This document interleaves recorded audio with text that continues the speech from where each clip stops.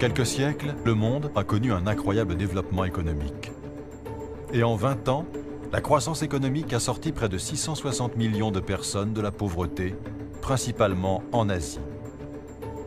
Le nombre d'enfants non scolarisés a diminué de 47%. La production alimentaire a augmenté de 45%. Mais à quel prix ?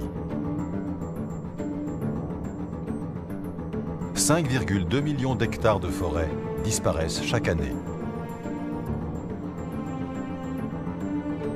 L'eau manque. Mer d'Aral, lac Tchad ou fleuve Jourdain, les prélèvements croissants de l'agriculture menacent cette précieuse ressource.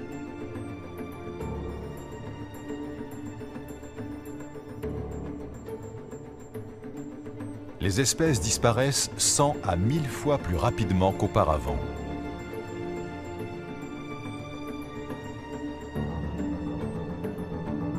Le changement climatique perturbe les récoltes, provoque des catastrophes et menace des millions de personnes.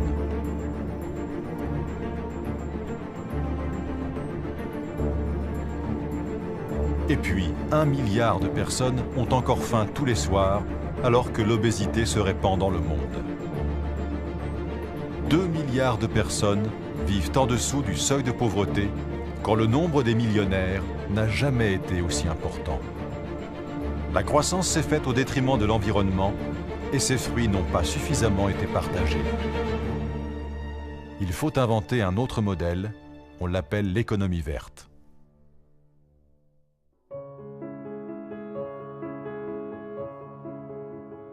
Combien vaut un arbre ou un oiseau? Combien vaut une forêt? On pourrait souhaiter que les hommes protègent la nature pour elle-même. Mais peut-être faut-il mettre un prix sur les choses et les êtres pour que nous nous rendions compte à quel point ils sont précieux. Les insectes pollinisent les végétaux que nous mangeons. Les arbres produisent l'oxygène que nous respirons. Les coraux ou les mangroves permettent la reproduction des poissons que nous pêchons. Ils font tout cela gratuitement et notre vie serait impossible sans eux. Les économistes tentent aujourd'hui de calculer combien valent tous ces services que nous rendent les écosystèmes et combien leur destruction coûterait, afin de convaincre les décideurs qui comparent les coûts et les bénéfices.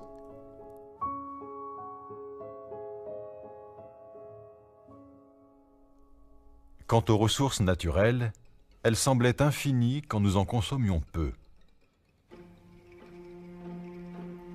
Mais en un siècle, l'extraction des minerais et minéraux a été multipliée par 27. Nous sortons de terre chaque année 68 milliards de tonnes de matériaux. Le pétrole pourrait bientôt manquer, mais aussi le plomb, le cadmium, le cuivre ou d'autres métaux. Même les terres agricoles commencent à se faire rares alors que la population est toujours plus importante. Il est temps de changer de modèle.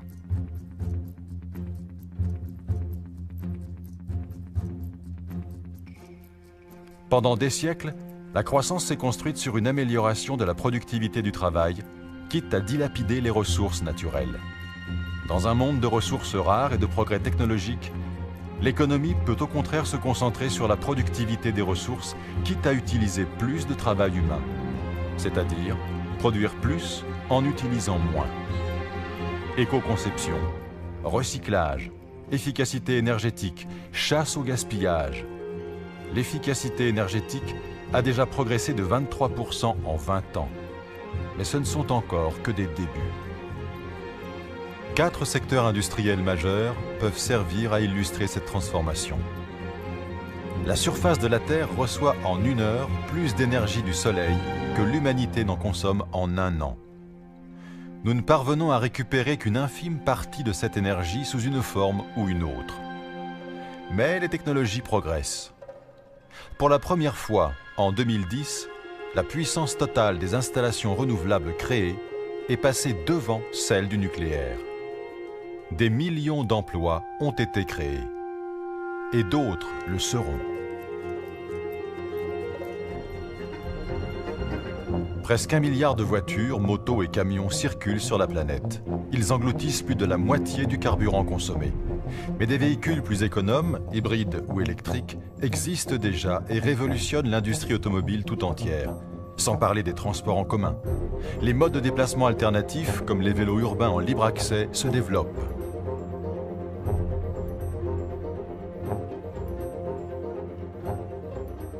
Environ un tiers de toute l'énergie consommée dans le monde l'est dans les bâtiments. Or, des économies très importantes sont à notre portée dans ce domaine. Matériaux plus performants, isolation des fenêtres et des toitures, éclairage et équipements moins énergivores, mais aussi modification des usages. Les technologies actuelles permettent de réduire la consommation des nouveaux bâtiments de 50% en augmentant seulement de 10% le coût des constructions. En Europe, la demande est telle que le secteur connaît une forte pénurie de main-d'œuvre qualifiée.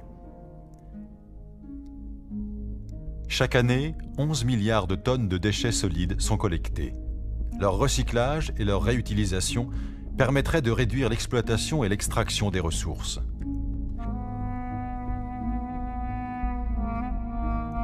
Il n'existe pas de secteur dans lequel ce gaspillage est plus criant que dans l'alimentation.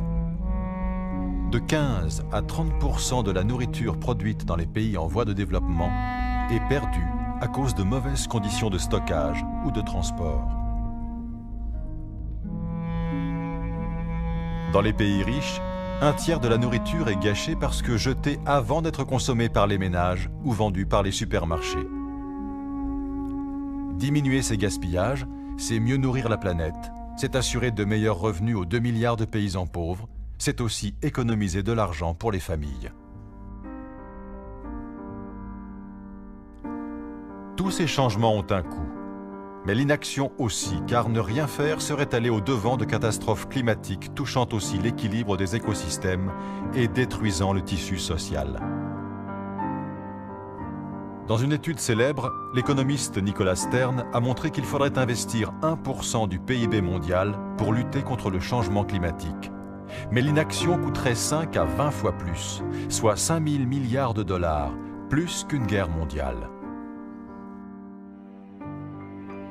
Les instances nationales et internationales joueront un rôle majeur dans cette transformation, au travers de la mise en place de bonnes pratiques, de la refonte des systèmes fiscaux ou de la réorientation des subventions. Aujourd'hui, entre 1 000 et 1 200 milliards de dollars sont ainsi dépensés chaque année en subventions aux énergies fossiles qui accentuent l'effet de serre, à l'agriculture intensive qui abîme les sols et menace la biodiversité, à une pêche insoutenable qui détruit les stocks de poissons. Il faut dépenser cet argent autrement. À Rio, en juin 2012, les leaders du monde entier se sont réunis pour réfléchir au monde de demain. Les résultats des négociations furent décevants parce qu'il n'est plus possible de continuer à mettre des pansements sur un système économique en fin de vie. Mais la transformation à venir n'est pas seulement politique, elle est aussi économique. Et changer le monde, ce n'est plus seulement l'œuvre d'idéalistes ou de philanthropes.